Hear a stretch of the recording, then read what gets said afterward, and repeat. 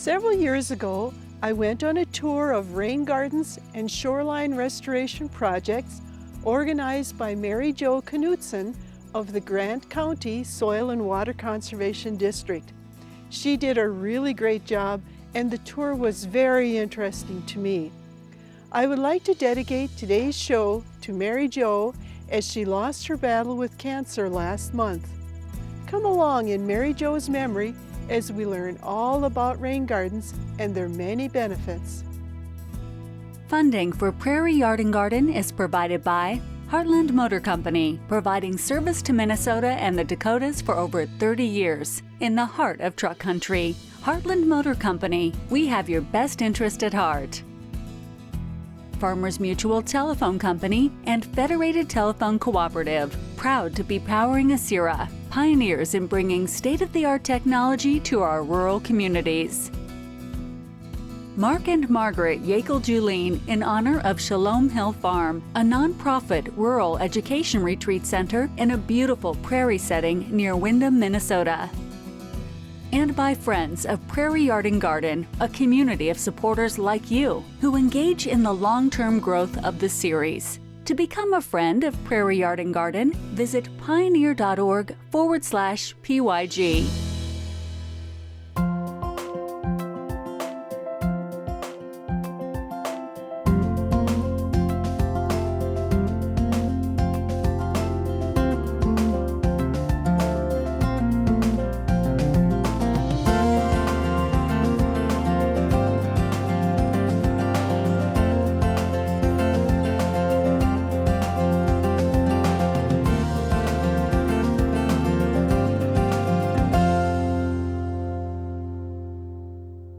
I really enjoyed my rain garden and shoreline restoration tour in Grant County, but that got me thinking, are rain gardens used in all counties, especially in Stevens County where I live? So I called up the local Soil and Water Conservation District office, and sure enough, they do lots of rain gardens. I visited with Matt Solomsis, and he just happened to be working on one and invited me to come, see, and learn. When there are plants involved, I was quick to say yes. Welcome, Matt. Thank you. Tell me, how are you involved with the rain gardens? Well, the rain garden thing is fairly new to Stevens County. We've only been doing them since about 2011. It was something that started off in kind of the metro area. New developments were putting them in as a requirement for stormwater runoff, and I went to a couple different seminars and thought that'd be something we could do here. So we started off with some demonstration gardens with the city, and then implemented a cost share program to bring it to landowners and homeowners in Stevens County. Matt, what is a rain garden? Well, a rain garden is it's a small shallow depression that does exactly what it says. It collects rainwater, stormwater runoff. It's not a water garden. They get referred to as water gardens a lot. We aren't collecting and holding water. It's not a pond. It's just a garden that temporarily holds some water for less than 48 hours, lets it infiltrate into the soil, and looks good in your yard. It's landscaping and kind of beautifies the landscape. So why are they so useful? Well, stormwater runoff is a big deal. There's a lot of pollutants in stormwater runoff. Any kind of hard impervious surface from your roof to your driveway, even your lawn is fairly hard surface. So rain gardens, basically we divert all that runoff either by a downspout or off of a hard surface into the rain garden. The water infiltrates into the soil, recharges groundwater, or else it goes back into the channels, so we prevent it from getting into the rivers, preventing that nutrient loading that you see with all the green water. How does the water get from the roof into the rain garden? Well, we can do it a couple different ways. Most folks have downspouts on their houses, so what we do is either directly divert that via tile underground into the rain garden. We can do like a lazy river type thing from a downspout if they don't want their downspout buried, or we can do some sloping of the landscape just to divert water into the garden. How big are rain gardens, or how do you determine the size? A good rule of thumb is you take 10% of the area that you're trying to collect the water from. So if you have a 100 square foot roof, you'd want a 10 square foot garden. By rule, you have to be at least that big. Most of the time we make them quite a bit larger because homeowners want them a little bigger because they're very aesthetically pleasing. I mean, you get lots of butterflies and bees and other things that are attracted to these things. So the rule of thumb, though, is 10% of the size of the area you're collecting the stormwater from.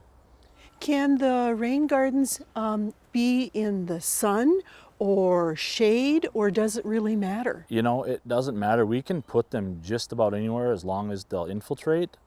Sun is probably preferable just for the plants. You know, we deal with native plants and they like a lot of sun. There are some shady varieties that we can get, so a combination of both. You definitely don't want to put it all in the shade, but a combination of sun and shade is sufficient. Is this something that is just for people in town to collect the surface off the houses and streets and everything, or do some of the people in the country have them too? Primarily it's an urban thing, but we do some rural. I would say 95% of the gardens we do are in town. We've done several out on farm sites. We've had a couple that have been pretty unique off of like a Quonset. A lot of runoff off of a metal Quonset coming into a farmyard. We diverted all that into a rain garden, as well as, there's a lot of hard surface area on these farm sites with gravel being packed down with machinery. So we have done some in some rural areas. It's not as big of a issue, the stormwater in the rural areas, because of all the farm ground surrounding everything, but we can do them anywhere in the county, city or rural.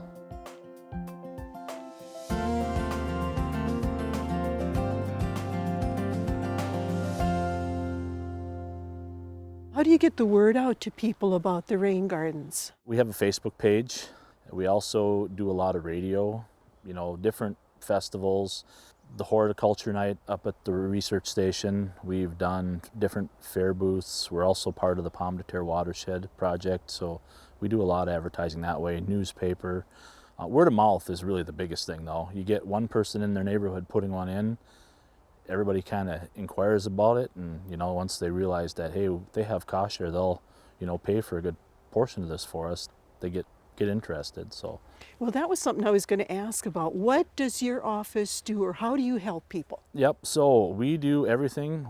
From the design to the installation, the whole 9 yards, from the ground up. We go and we'll come out and meet with the homeowner, kind of get their ideas. We'll have our ideas, what they're thinking, take it back. We actually have an engineer do a design based on, calculating sizes, and then plant materials. We let homeowners look at that, and they can, if they like purple, if they like red, if they want butterflies, depending on what they're looking for, we can pretty well tweak these things however you want. So we do that, you design, we build the things, and then we cost share it all up to 75%. What do you mean by cost share? So if a rain garden, total cost of a rain garden was $1,000, we would pay $750 of that. So it would only cost the homeowner $250 out of their pocket. Is that just for the plants, or is that for the mulch and everything, or is that the total package? Everything. The design is completely free. We will do a design for you, and it doesn't cost you anything. If you decide you don't want to do it, that's not a problem. But the cost share covers labor, plants, edging, materials, mulch, everything. Well, I see that you have these pretty bullet edgers. Do you guys put those in too? We do. Yep, that's part of the program, and that's kind of the thing we've kind of done in our district. I don't know if everybody does it this way, but you can put any kind of edging around these gardens, and we like to keep an edge between the grass and the garden itself. So people like the bullet edgers. We've had people do the custom concrete curbing in the past, which we don't do, but we'll cost share that sort of thing. Or you could just do the plain drive-in black edging, but these kind of add another nice little focal point to the gardens. Why do you recommend edging? To keep the grass out of the garden from kind of overtaking the garden. We want to keep as weeds and grass and as much as we can out, as much maintenance free as possible. It's not completely maintenance free, but just to keep it from encroaching, to have a nice edge. It looks a lot neater and a lot nicer that way. Mm-hmm. And then what kind of plants do you use for the native gardens? Generally, we use native plants almost exclusively. Part of our rules with our cost share is we have to use native vegetation. Not to say you can't put your own in. We base everything off of native, but you can add some perennials. You can add some other things in here to the gardens that you like, but the basics of the the garden has to be native. I misspoke. I said native gardens and it's rain gardens. Right. So you can use natives, but you can use other things too. You can add other things in, correct. Yep. Okay. Yep, you can put a walk path through, you can do stone paths, you can put a bench in or a windmill. I mean, anything as long as it doesn't impede the function of the garden. Matt, I used to see the gardens that were much deeper. Have they gone to things that aren't quite as deep? Yeah, and it all depends upon how big of area you're trying to catch runoff in, you know, and a lot of times with slope. I mean, if you have a really severely sloped lot, you're going to need a little deeper pool. You know, if you have something that's more level, you don't need quite the depression in it. So, I mean, these things, you can get a 6-inch rain and they're going to overflow. I mean, it doesn't infiltrate that fast, but yeah, generally you only need a 6 to 8 inch depression. When you design these or build these, what is the time frame that you want that water to sink in? The water should only stay ponding for up to 48 hours or less. You know, that's the biggest question we get is, well, I don't want to attract mosquitoes to my yard. Well, this isn't going to hold any water. You know, we come and check sites before we really get started and do what we call an infiltration test. So we dig down and, you know, put water in there and time it, the time that it takes that water to disappear into the ground. And we've run some sites that have pretty heavy clay, you know, that we have to basically then take out, we dig out that clay and we amend the soil with mulch and sand and things like that to make it drain. So definitely less than 48 hours. And if you have lakeshore property, we can put a rain garden in those type of areas as well, because a lot of times lake shores are sloped right down to the lake. People still like their nice green lawn, you know, it looks good, it's manicured, but you put a rain garden in, that'll stop a lot of that runoff. You know, those plants will catch that runoff before it gets into the lake, take up all those nutrients and prevent it from getting to the lake shore, which makes the lakes turn green, you know, in late summer when all the phosphorus, nitrogen, things like that get into the water.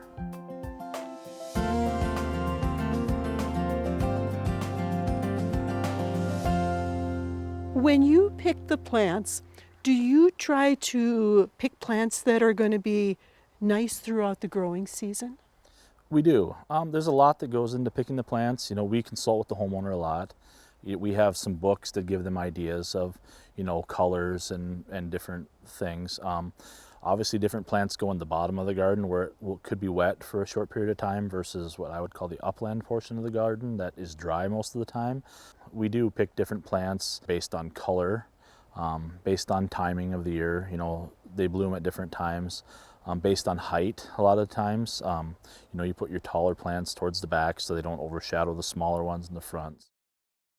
Well, I'm looking behind you and there's actually some grasses included in this planting too.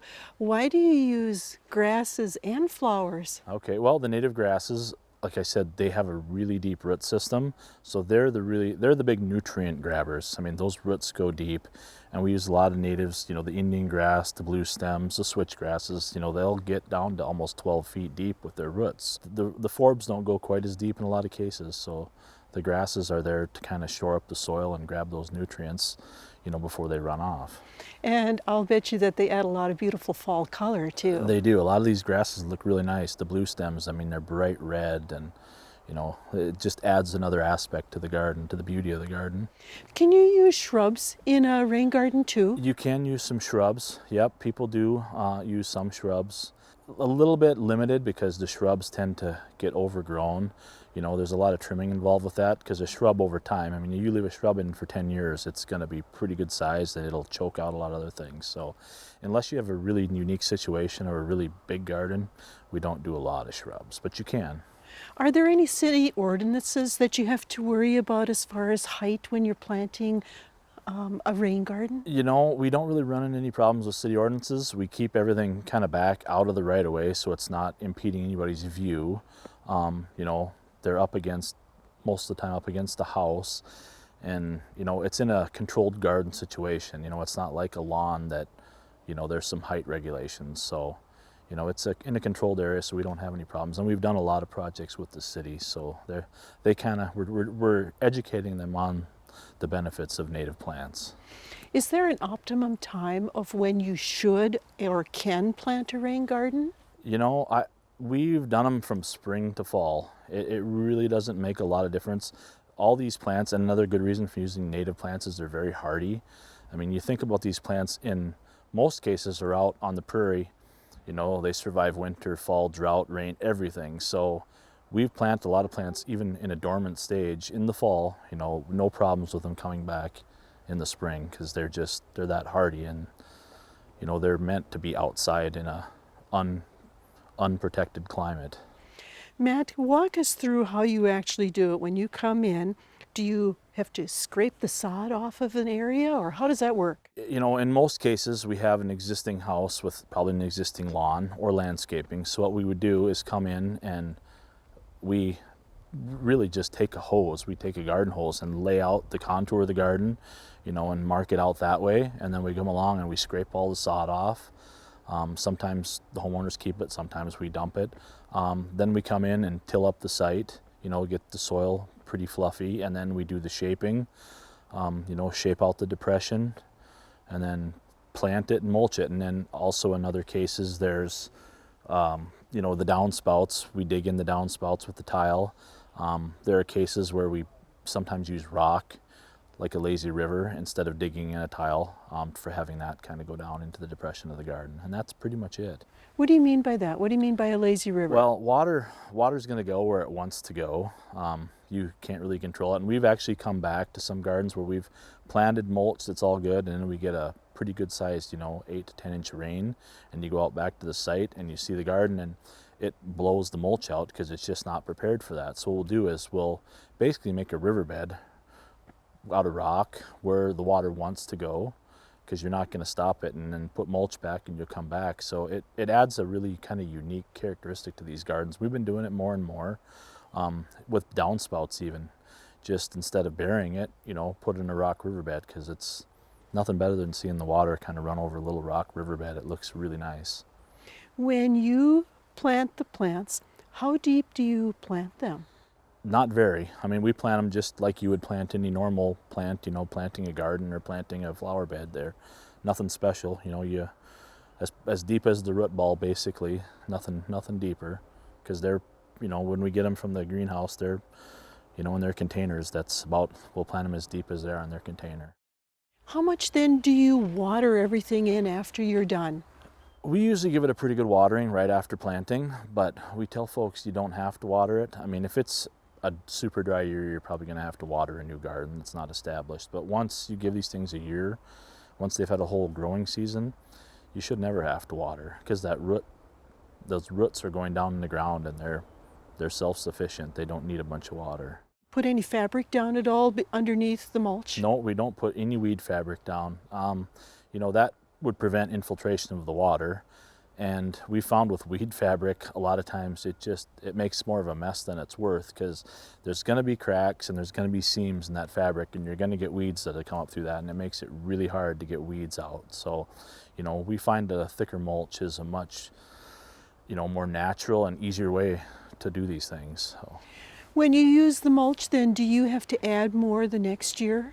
Not necessarily the next year, but you will have to amend your mulch. I mean, it breaks down over time, you know, a little bit, and it'll shrink, and, you know, freshening up your mulch once in a while makes it look, kind of pops, makes it look new again. So you do have to amend mulch. You don't have to take it all out and bring all new in, but, you know, you add a little bit every couple of years is recommended.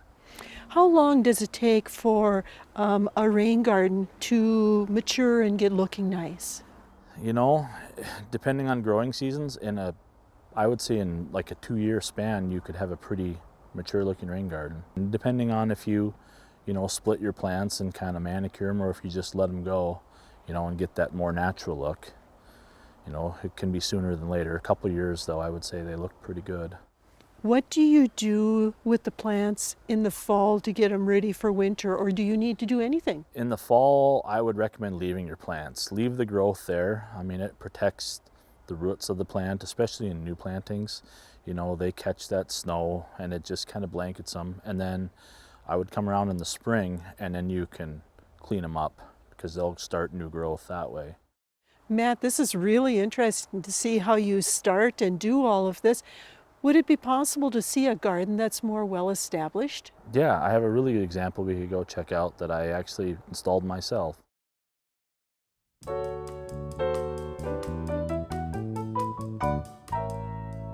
Hi, Hi, I have a question. I just noticed chickadees in my backyard. What can I do to attract more? Well, chickadees are a cute little bird that they're they're here year round, and it's really nice to have a place where they can find a nice nesting box. This is a new design. Now the chickadees, they will nest in April, and the wrens come later in May, and the wrens will come and chase the chickadees out of their box. So what has been designed and what I found to really be successful in my backyard is this little nesting box for chickadees. The idea is to put a little door on the box, and as the chickadees lay their eggs and begin to incubate the eggs, what you do is gradually close this little door, and as you gradually close it, eventually it will be closed pretty much all the way where you want it, and the chickadees will still be able to get in and out and feel comfortable. Even though that it wasn't there initially, it's there now. They still feel comfortable enough, it won't chase them away. Then when the wrens come in May, instead of chasing the chickadees out of the box, when I turn this, I can show you that wrens always build their nest with sticks. So when they come and want to get into this box, they have a stick, and the stick won't fit through the hole. So they will leave the box alone and let the little chickadees have their babies.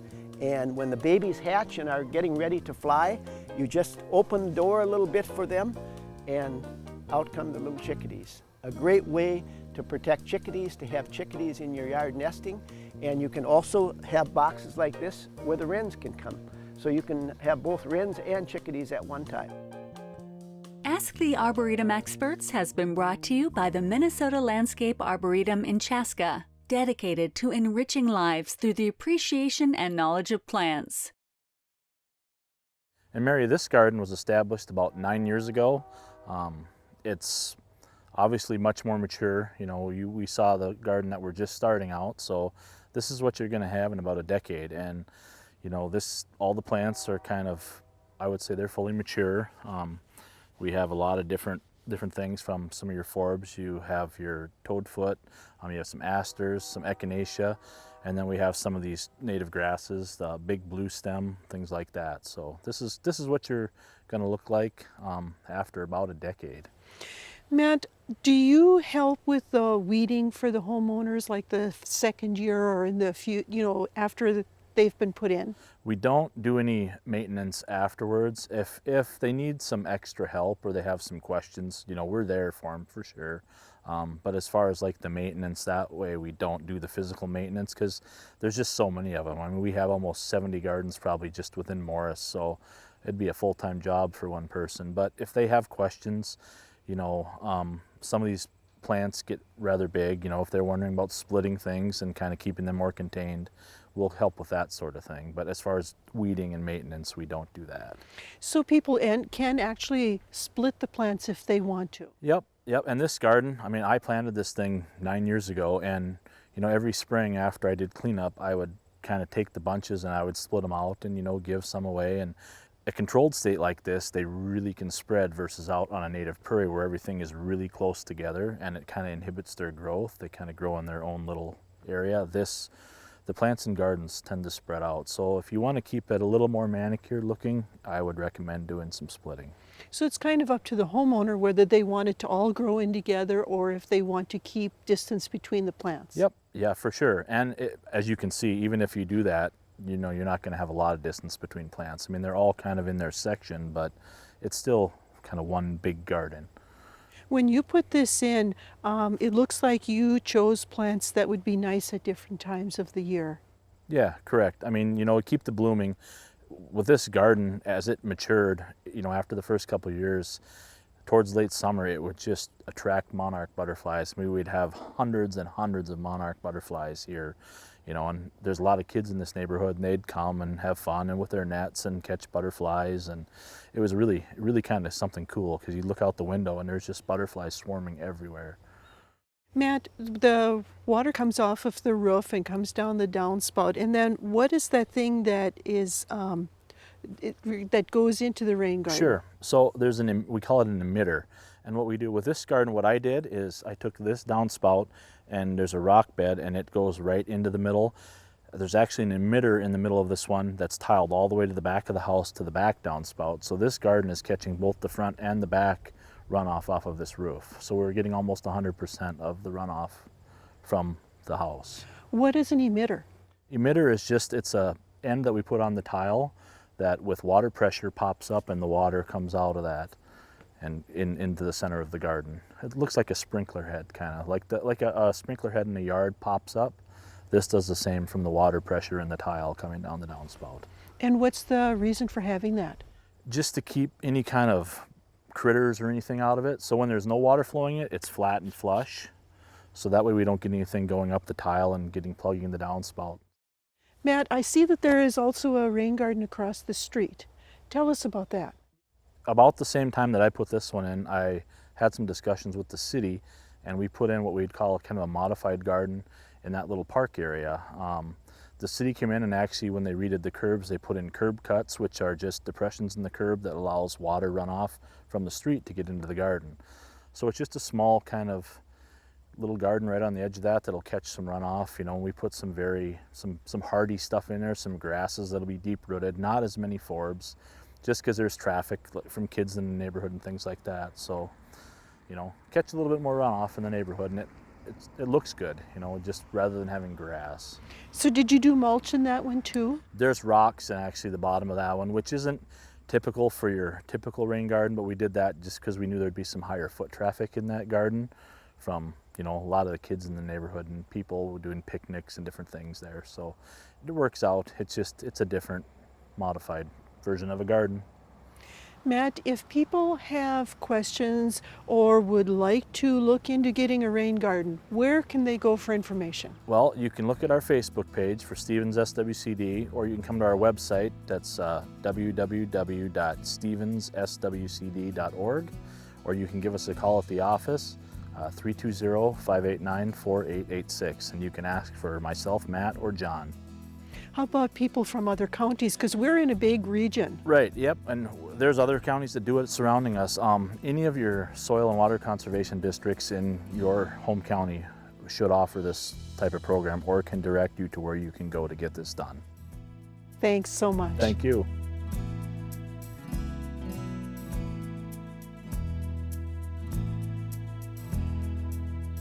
Funding for Prairie Yard and Garden is provided by Heartland Motor Company, providing service to Minnesota and the Dakotas for over 30 years. In the heart of truck country, Heartland Motor Company, we have your best interest at heart. Farmers Mutual Telephone Company and Federated Telephone Cooperative, proud to be powering Asira, pioneers in bringing state-of-the-art technology to our rural communities. Mark and Margaret Yakel-Julien in honor of Shalom Hill Farm, a nonprofit rural education retreat center in a beautiful prairie setting near Windham, Minnesota. And by friends of Prairie Yard and Garden, a community of supporters like you who engage in the long-term growth of the series. To become a friend of Prairie Yard and Garden, visit pioneer.org/PYG.